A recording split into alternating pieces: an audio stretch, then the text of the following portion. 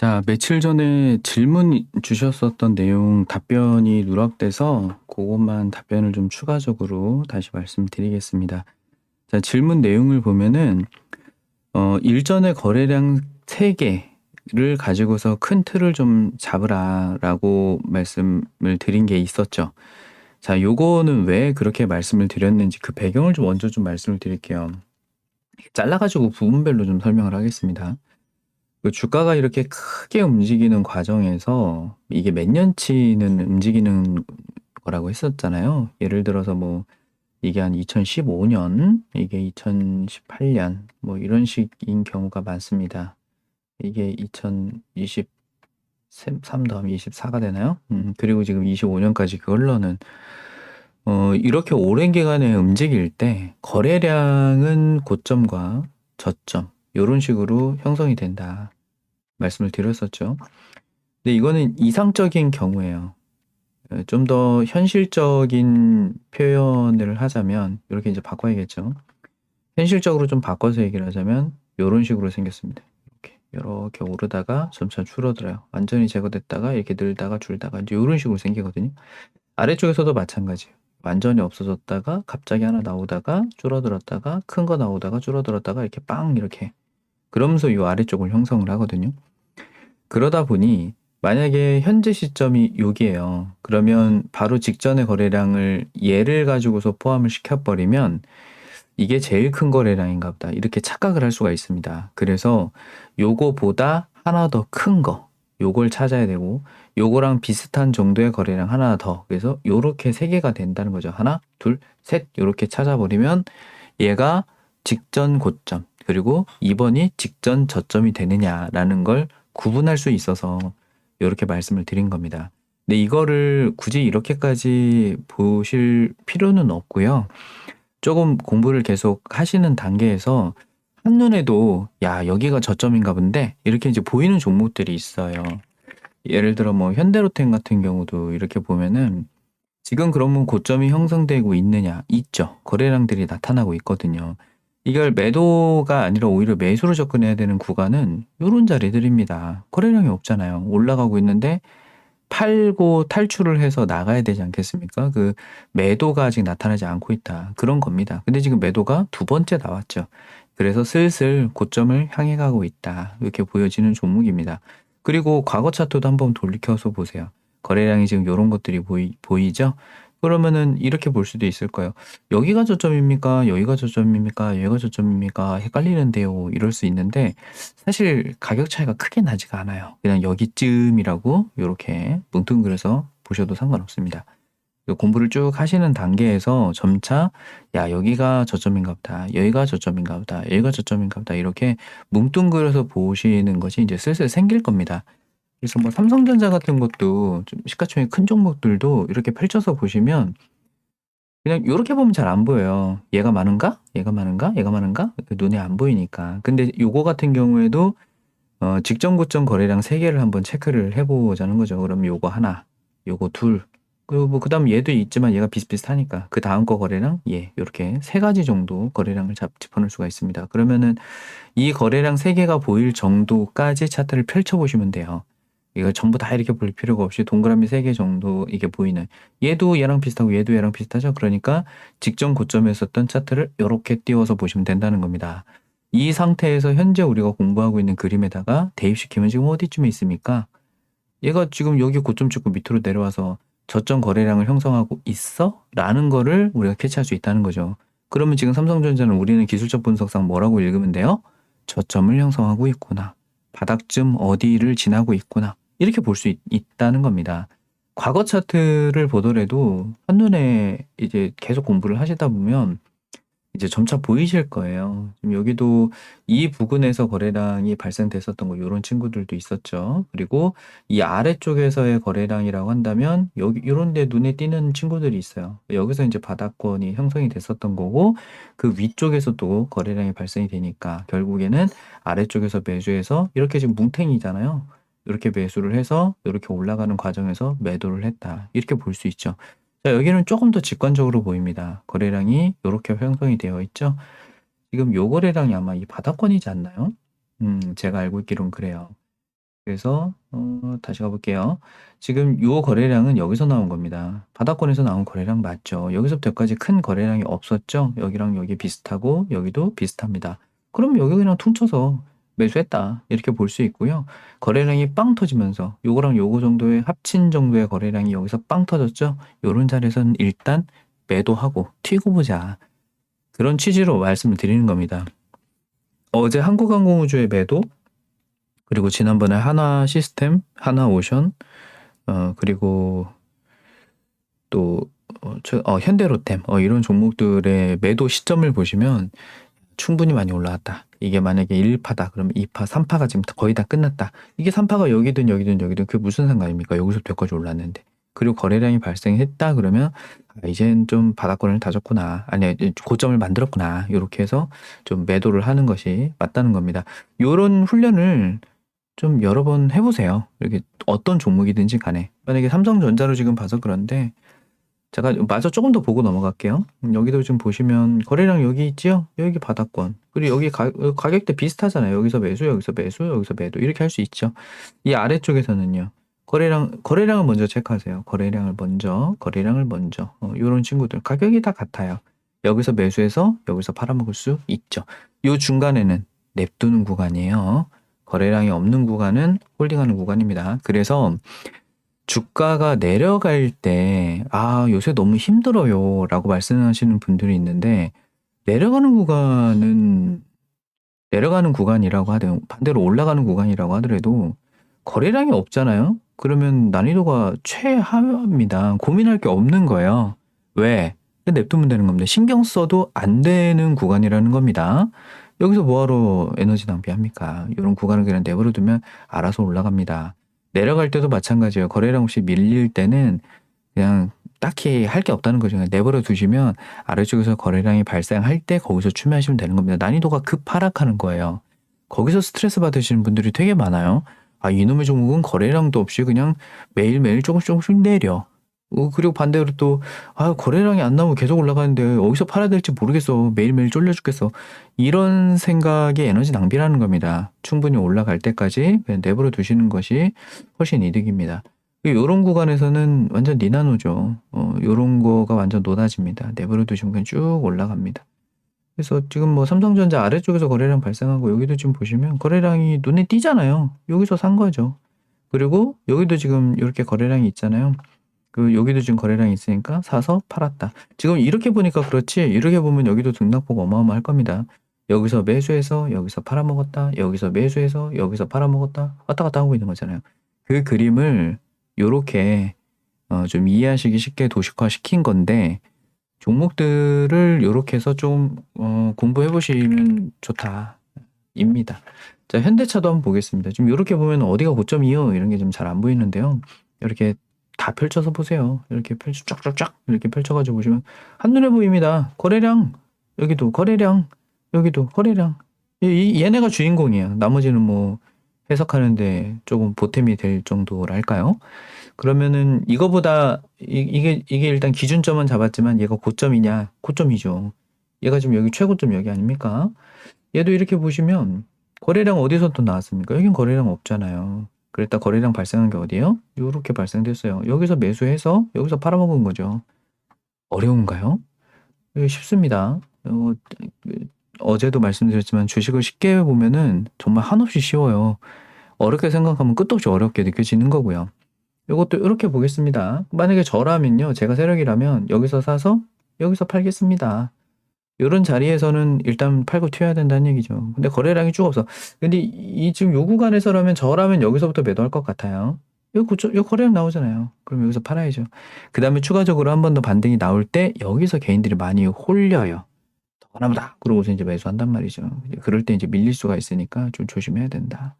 다른 종목들도 다 마찬가지일 겁니다. 어느 종목이든 간에요. 누에보 해볼까요? 어느 종목이든 간에 고점 저점의 거래량은 꼭 있어요. 왜? 주식의 가장 근간이 되는 기초 원리는 뭡니까? 싸게 사서 비싸게 팔아먹는 행위예요. 그 사이에서 우리는 어떻게 하면 빨파스탄 것처럼 그 상어들의 싸움 속에서 어떻게 수익 낼 거냐. 우린 이걸 가지고 고민하는 거니까. 지금 네이버를 현재 시점에서 분석을 하면 거래량은 어디 있습니까? 얘잖아요. 그러니까 분기점이 되는 거래량만 찾으면 돼요. 눈에 딱 띄어가지고 여기인 것 같은데? 라고 딱 보이는 자리 어딥니까? 여기 있잖아요. 그 다음은 요거, 그 다음에는 요거, 아 여기도 있네. 요거, 그 다음은 요거, 그 다음은 요거 이렇게 되지 않나요? 근데 지금 보시면 지금 동그라미를 여기서 찾았어요. 이 위에서 우리 보고 한 거 아닙니다. 지금 여기서 찾은 거예요. 근데 이거를 그대로 이렇게 직선으로 연결해 보잖아요. 얘잖아요. 그죠? 그렇게 하고 여기 동그라미까지 직선으로 연결해요. 그냥 이렇게. 여기인가요? 하여튼 여기쯤 되네. 이렇게 되고 여기는 여기, 여기는 여기는 여기는 여기는 여기 이렇게 되지 않아요? 그러면 이 각각 구간마다 매수 매도 했다고 생각해 보세요. 매수 매도 매수 매도 매수 매도 매수. 지금 매수잖아요. 같은 가격이니까. 네이버를 사는 가장 단순한 논리가 여기서 시작한 겁니다. 어렵지 않죠? 요 논리를 먼저 설명을 드리고 이게 훨씬 더 핵심, 우리가 공부하는 핵심을 파고드는 내용이기 때문에 이 말씀을 좀 먼저 드렸습니다. 일부러 저기다가 사선 하나 긋고 요 부분을 먼저 설명한 거예요. 거래량 세개를 왜 틀로 잡으라고 말씀을 드렸는가 그걸 한번 복습 차원으로 설명드린 겁니다. 자, 그리고 말씀 내용을 제가 그때 읽다가 너무 피곤해가지고 이걸 읽으면서 막 하고 기절했어요. 피곤해서. 그래서 그 다음날 이걸 봤어야 되는데 오전부터 막 이렇게 막 보고 있다가 이걸 또 잊어버린 거예요. 죄송합니다. 근데 제가 웬만하면 잘 안 놓쳐요. 나중에라도 맞다 그런 거 있었지? 그러고서 얼른 정신 차리고 합니다. 계속 질문을 올려주세요. 근데 이거를 이해가 잘 안 돼서 그림으로 붙여가지고 한 땀 한 땀 쫓아가 봤어요. 그랬을 때, 자, 사진과 같이 좀 케이스가 어려워요. 근데 이거를 전 단순화해서 설명드릴 거예요. 근데 저 질문을 해석해 볼게요. 자, 1번과 2번, 3번. 그러니까 요 세 개의 매물대가 있다는 겁니다. 요거는 이제 매물대라는 관점으로 말씀하신 거예요. 매물대라고 하는 것은 그 가격대에 누군가가 매도했었던 흔적이죠. 바꿔 얘기하면 거래량이 있었던 구간이라는 뜻이기도 해요. 1번이 거래량이 제일 크다. 그 다음에 2번이 거래량이 크고 3번이 거래량이 그 다음으로 크다라는 순서로 전제를 주셨어요. 자, 그러면 거래량 3개를 그리면 되겠죠? 자, 1번 거래량은 얘입니다.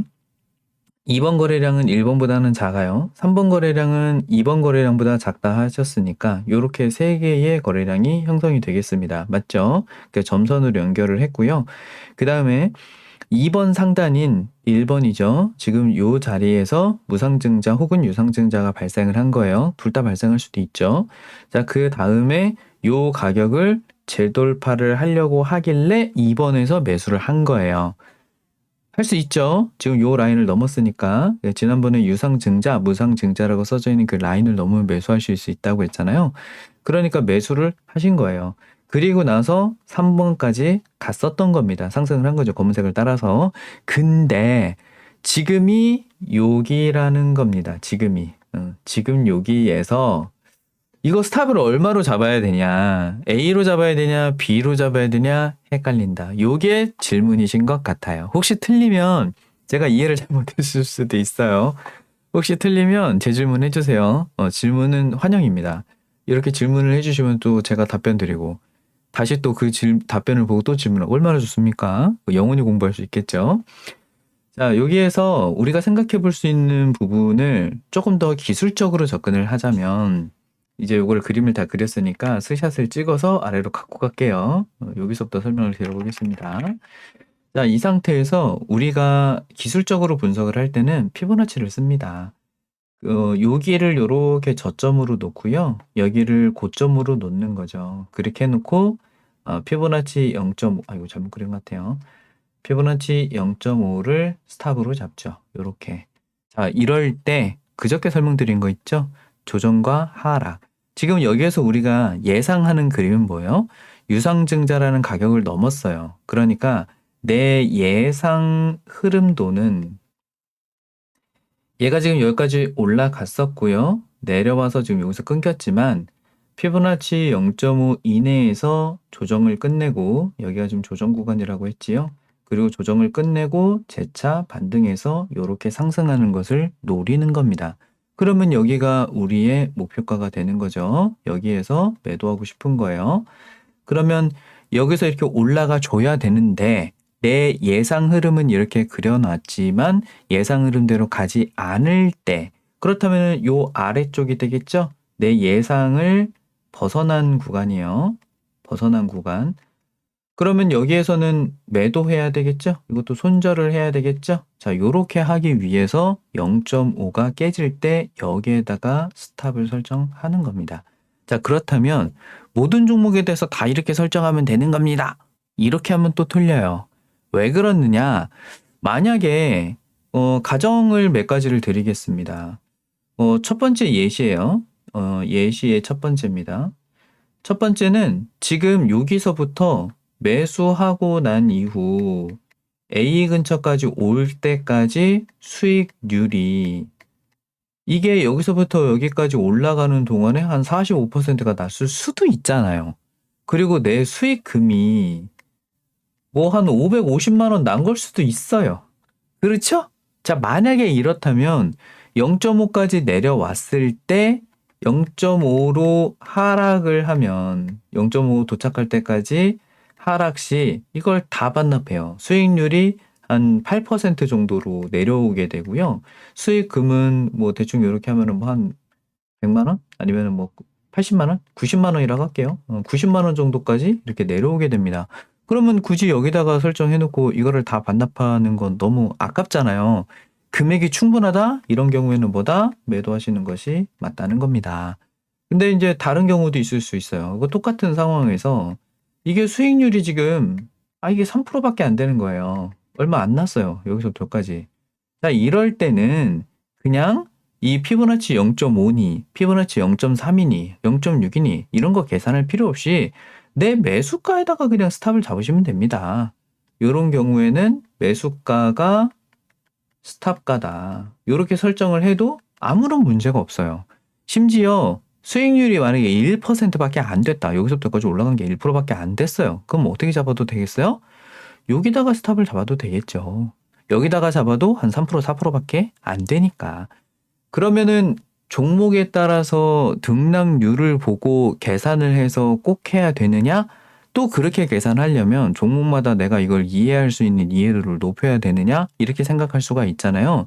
그게 머리 아프니까 그냥 일반적으로는 무증 가격, 가장 기본의 디폴트는 무증 유증의 선을 그리고 그걸 넘으면 매수, 그걸 깨면 매도. 이걸 가장 기본으로 두시고 이게 너무 등락률 자체가 조금밖에 차이가 안 난다. 그럴 때는 무상증자, 유상증자라고 써져 있는 그 라인 아래쪽에 4%, 5%에다가 스탑 세팅하시는 것이 일반적으로 좋습니다. 그러면은 그거요. 무증유증인데요. 아래쪽에 한 7% 깨졌다가요. 다시 올라가서 막 상한가 2개 올라가던데요. 깨졌다가 다시 재차 반등할 때 거기서 사면 되잖아요. 얘가 요렇게 만약에 깨졌어요. 그랬다가 다시 이렇게 올라와. 여기서 다시 사면 되는 거잖아요. 매수를. 그렇게 하시면 되는 건데 이게 가장 단순한 기술 그리고 기준 이런 게 없을까봐 가이드 드리는 것이지 원래는 고민을 계속해서 그 방법과 답을 찾아가야 돼요. 답이 있는 데 있잖아요. 정답이 사실은 있지. 근데 내가 그걸 알려줄 것 같아. 이런 거 아니에요. 그리고 여기에서 내가 이 정답을 얻게 된다? 그럼 그게 또 끝나는 것도 아닙니다. 그 답을 찾아가는 과정에서 얻게 되는 인사이트들이 생길 거라는 거예요. 예를 들어 지금 시장 상황이 별로 안 좋은데 뭐 등락 나온 게 한 15% 되는데 야, 이거 지금 수익을 낼까 말까? 시장 상황이 안 좋은데 15% 더구나 이번 주에 뭐 헌재 발표 나온다고 이런 얘기가 나오는데 지금 15%가 수익이 났다? 아유, 감사합니다. 그러고 그냥 팔아도 상관없다는 거죠. 오늘 같은 경우도 한국콜마가 한 5%또 올라서 어제에 이어서 합치면 벌써 한 10% 정도 가까이 수익 나지 않았습니까? 근데 시장이 불안정해. 근데 내가 투자금을 많이 넣어놨어. 한 2천, 3천 넣어놨어. 10% 200만 원이잖아요. 월급 탔네? 그러면 그냥 잘라도 되겠죠. 헌재 발표 이후에 갑자기 시장이 불붙는다 하더라도 뭐 카카오 같은 이런 종목을 가지고 있다 그걸로 수익을 내도 상관없는 거고 아니면 놓치면 어때요? 다시 또 조정 받을 때 그때 또 사면 되는 거지. 주식을 시작하고 나서 딜라매에 빠지는 많은 이유 중에 하나가 저 종목 놓쳤네. 예요. 그 얘기는 바꿔 얘기하면 저 종목 말고는 내가 분석할 수 있는 능력이 하나도 없다가 됩니다. 종목은 2,000개, 3,000개가 되는데 그중에서 내가 마음에 들고 자유자재로 거래할 수 있는 종목이 하나밖에 없다? 공부가 덜 된 거죠. 그걸 계속 하는 과정에서 좋아 보이는 종목이 점차 늘어나서 그 중에서 다시 옥석 가리기를 해서 이 종목으로 거래를 해야겠다라고 하는 그 과정으로 가는 그것이 여러분에게 진짜 필요한 것이지 정답이 딱 있는데요. 그 정답은 뭐 있기는 하죠. 분할 매수해야 된다, 뭐 분할 매도해야 된다, 스탑을 설정해야 된다, 뭐 시장 매크로 지표를 봐야 된다, 뭐 생활 매매를 해야 된다, 뭐 이런 정답들은 있어요. 근데 그런 얘기 해봐야 이게 피부에 와닿지 않잖아요. 그런 건 좀 뜬구름 잡는 얘기들이니까 조금 더 여러분이 고민하시는데 정답에 어떻게 하면 한 걸음씩 더 다가갈 수 있을까? 이런 부분들을 가이드하는 게 제 역할이라고 저는 생각합니다. 그래서 정답이 딱 정해져 있지 않으니 그 정답이 사람마다 또 다르니까 그 정답으로 가까워질 수 있게 고민을 계속 해보십시오. 그래서 저희 방의 그 컨셉도요. 아카데미랑 이제 픽서비스를 같이 하잖아요. 사실 저는 둘 중에 하나만 하겠다라고 하면 아카데미만 하고 싶어요. 근데 이 시장에서 요구하는 것은 픽서비스를 요구하잖아요. 종목 주세요! 뭐 이러니까. 근데 아카데미를 통해서 여러분이 직접 다 하실 수 있도록만 그냥 주구장창 그냥 앉혀놓고 계속 설명해 주는 거죠. 스탑을 걸 땐 이렇게 하고 이걸 어떻게 하면 유연하게 볼 수 있고 이럴 땐 이렇게 하고 그 능동적으로 대처하는 그 대응 능력을 배양시켜 드리고 싶은데 그 손절가 얼만데요? 손절가가 왜 이렇지? 아, 손절가 이상한 것 같아. 오늘 손절가 안 줬어. 뭐 이렇게 하시지 말고 직접 잡아보시라. 자꾸 제가 가이드를 드리는 이유가 그런 것 때문에 그렇습니다. 어떤 종목은 뭐 주가가 막 올라가서 야, 어떡하지 막 이렇게 허둥지둥 하지 말고 침착하게 아, 그동안에 이런 경우는 이렇게 하던데 이렇게 대응할 수 있는 그런 훈련을 계속 해보십시오. 질문이 굉장히 좋아서 이거를 딱 하나에 이럴 땐 이렇게 하세요. 이렇게 딱 설명드리기가 어려운 질문을 주셨어요. 어떻게 하면 주식을 잘하는 걸까요? 이런 질문과 거의 일맥상통하는 정도의 난이도랄까요? 답변하기 굉장히 어려운. 그래서 좀 생각을 이렇게 그쪽으로 갈 수 있는 그 생각의 길을 터드리는 그런 내용으로 정리해 드렸습니다. 한번 해보세요.